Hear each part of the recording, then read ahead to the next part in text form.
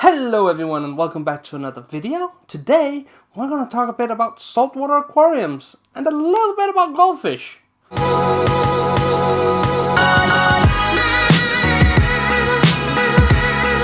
Today's video is going to be about the Dangie Brothers, or Dangie Bros, Dangie Fever, something like that. Basically, you're run-of-the-mill YouTubers making content for 9-year-olds with zero critical thinking ability. And with their cringy kid YouTube content, they have amassed well over 2 million subscribers, but let's be honest, I'm not talking about them because they're making cringy YouTube videos for kids.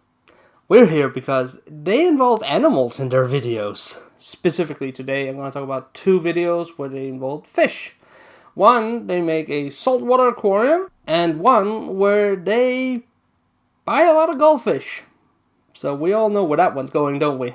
Now, the first one I'm going to talk about is going to be this video, where they turned their pool into a saltwater aquarium. It has over 3.7 million views, which is very well, well done to that. That really did well. Now, pretty quickly in this video, they're going to basically show they have no clue to what they're doing. So we're just gonna go through it step by step, and I'm gonna point out every time they make a mistake and basically show why turning your pool into a saltwater aquarium is a really, really bad idea.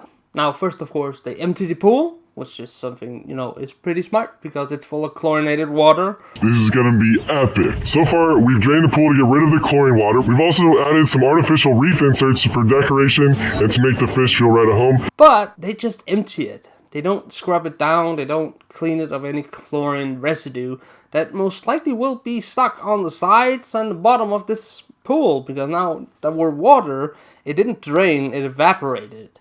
Which means there's going to be chlorine there. And chlorine is basically a death sentence to fish.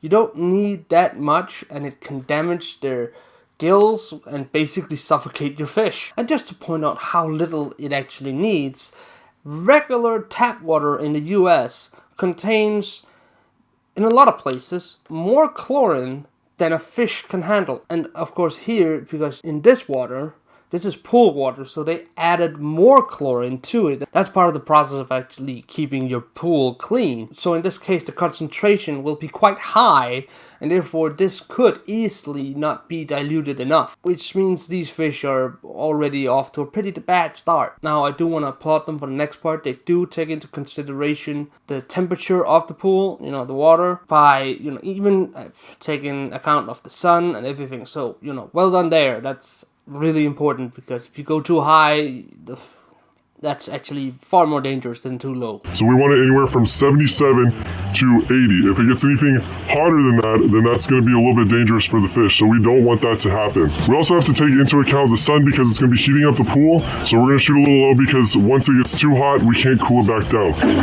So we're going to be monitoring the pool throughout the day just to make sure that it's safe. Pool with salt water, and they put in these, some fake reef contraptions here. Then they start adding the fish immediately. We're putting the fish in. Are those the yellow tangs?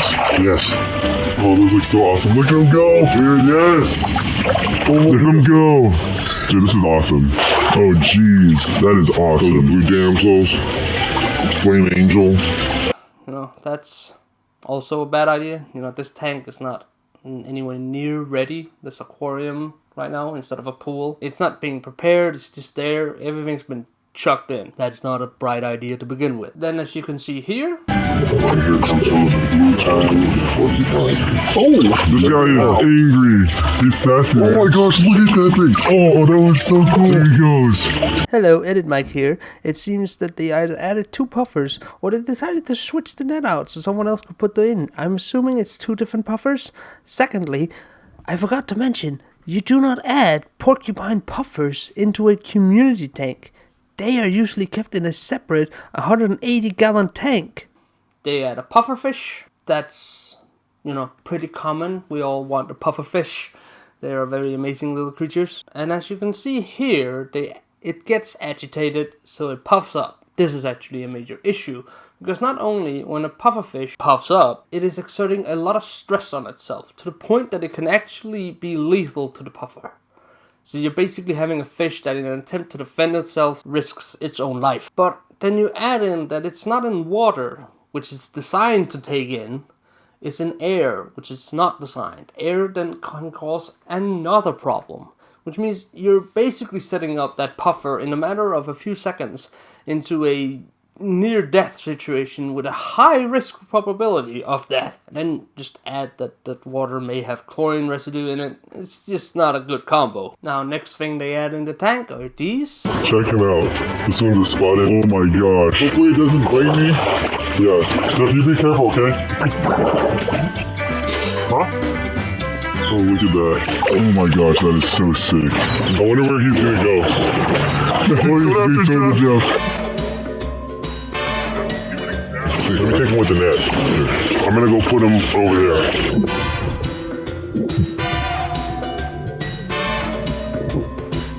2 more eels. What a great idea. These particular species eat fish.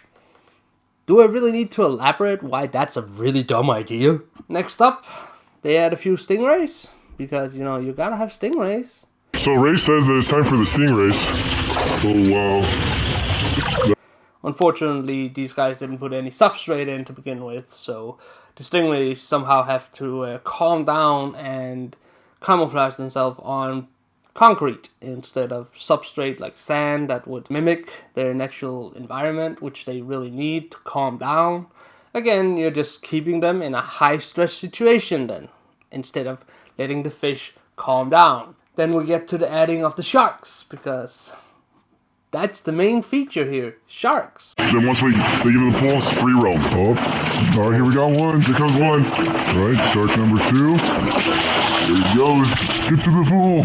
Again, we're gonna stress the hell out of them by picking them up, putting them in towels, and then bringing them, you know, physically carrying them from A to B. Maybe you could have gotten a little closer with a tank. And then, of course, you know, this is a video, and what really, you know, sets these guys apart is when they have animals in their videos, they interact with them. And these guys can't wait a week or even a day for this to be, you know, settled so the animals are calm and easy. No, they want to swim with them immediately. To begin with, I'm not a fan of that. It's a pool and you're jumping in it and you might, who knows what's stuck on your body. But they jump into this pool mere minutes after they're done. And of course they have to swim with these stressed out sharks that are already, you know, going crazy, and now you're gonna push them even further. And here comes the most interesting part. I mean, if you look at this clip.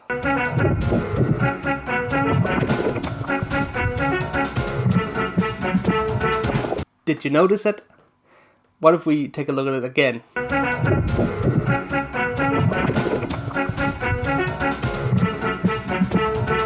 Did you notice it this time? If you didn't, they blurred out the nose of the shark. I mean, take a look again.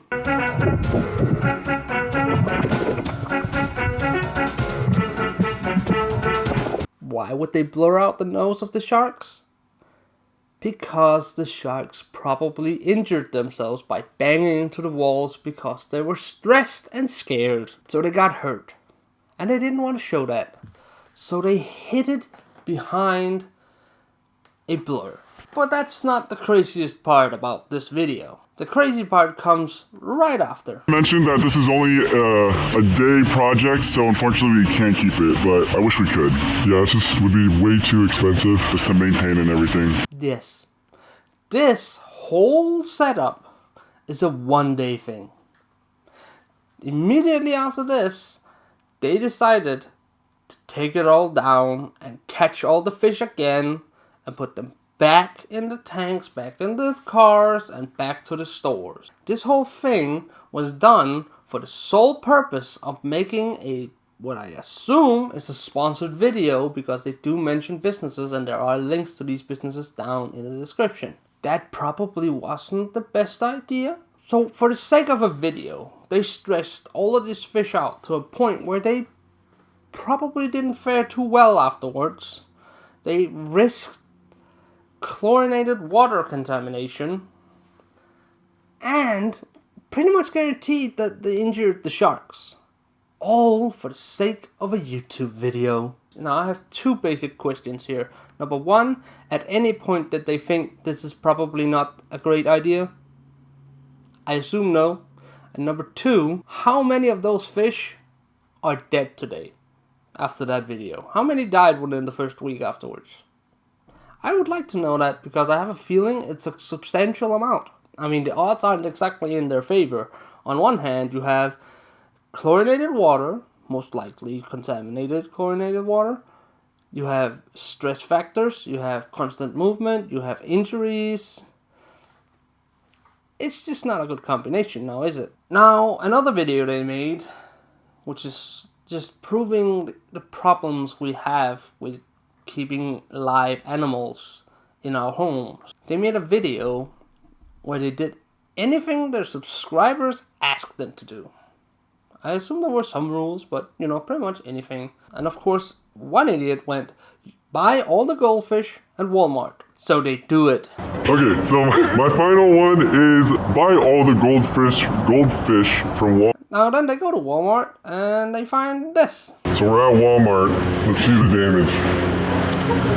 Oh no. There's so many. So I have to buy the whole bottom row. Now I tried to count the fish. When I hit 45, I just went, okay, it's probably well above 60 at this point. So I got a pretty good idea how this is going to turn out. They buy a fish tank. Now, what size do you think it is? They actually think it's kind of big. So we gotta get a really big tank for all these fish. The 55 gallon. It's Dang, that's huge. A 55-gallon fish tank. Now, there's a lot of rules out there, you know, ideas, advice saying that, 10 gallon, 20 gallon per fish when it comes to goldfish. Let's be honest here.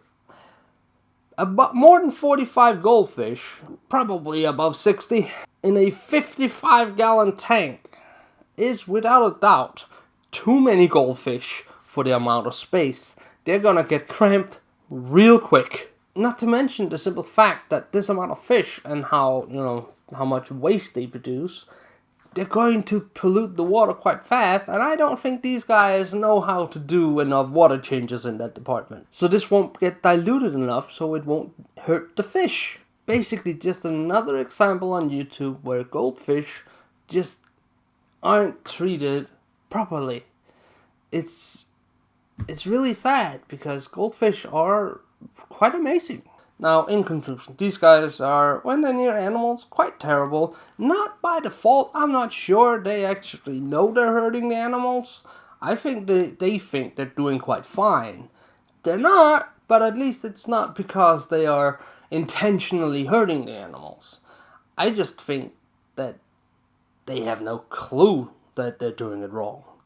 But on top of that, the part that really annoys me and the part that, makes this terrible is they're doing it to make videos. They're getting animals for the sole purpose of making videos. That is the biggest reason not to get an animal. I mean, if you only get an animal so you can make a video about it and therefore get views or something, that's the wrong kind of video to make, and you got the wrong channel then. You should get a better idea. Because let's face it, in the long run, you're gonna hate that animal and you're gonna hate taking care of it because you only got it to make a single video. And on top of that, they even admit that that's the only reason why they're doing it. So they literally, for the most of this, got rid of it the very next day. I have no idea what happened to the goldfish. Did they get rid of them? I don't know. So, that's it for today's video. Comment, like, subscribe with label, you know the drill. And until then, I'll see you next time.